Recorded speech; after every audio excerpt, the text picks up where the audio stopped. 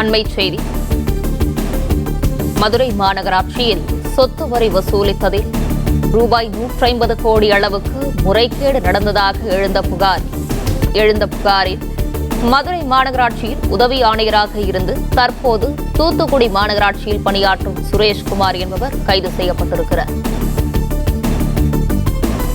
வழக்கில் ஏற்கனவே ஓய்வு பெற்ற உதவி ஆணையர் ரெங்கராஜன் உள்ளிட்ட 12 பேர் கைது செய்யப்பட்டுள்ளனர். இந்நிலையில் மதுரை மாநகராட்சியில் உதவி ஆணையராக இருந்த தற்போது தூத்துக்குடி மாநகராட்சியில் பணியாற்றும் சுரேஷ்குமார் கைது செய்யப்பட்டுள்ளார்.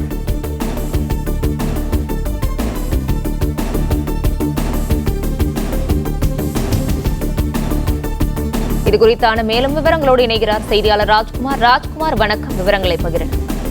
வணக்கம். மதுரை மாநகராட்சியில 150 கோடி ரூபாய் அளவிற்கு சொத்து வரி முறைகேடு விவகாரத்துல தூத்துக்குடி மாநகராட்சியில உதவி ஆணையாளராக பணியாற்றி வந்த சுரேஷ்குமார் மத்திய குற்றப்பிரிவு போலீசாரால் கைது செய்யப்பட்டிருக்கிறார்.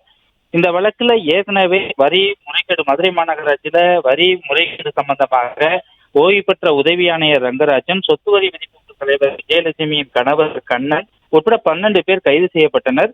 இதுபோ மாநகராட்சியில் வேலை பார்த்த 19 ஊழியர்கள் பணியிடை நீக்கமும் செய்யப்பட்டிருந்தனர். இது மட்டுமல்லாமல் 5 மண்டல தலைவர்கள் ஏற்கனவே அவர்களுக்கும் 2 நிலைக்குழு தலைவர் உள்பட 7 பேரும் ராஜினாமாவும் அரசு செய்ய வைக்கப்பட்டிருந்தது.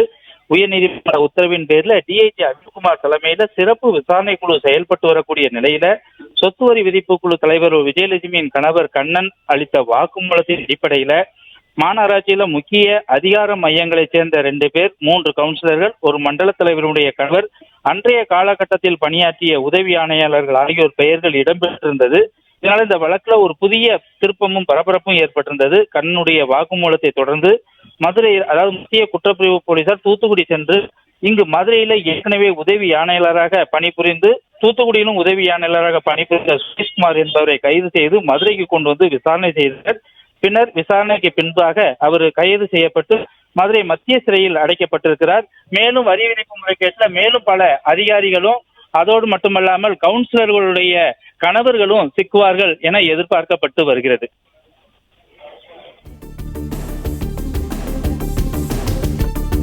தகவல்களுக்கு நன்றி ராஜ்குமார். பிளே ஸ்டோர் மற்றும் ஆப் ஸ்டோரில் இருந்து பாலிமர் செயலியை QR கோடு மூலம் பதிவிறக்கம் செய்யுங்கள். செய்திகளை உடனுக்குடன் பெறுங்கள்.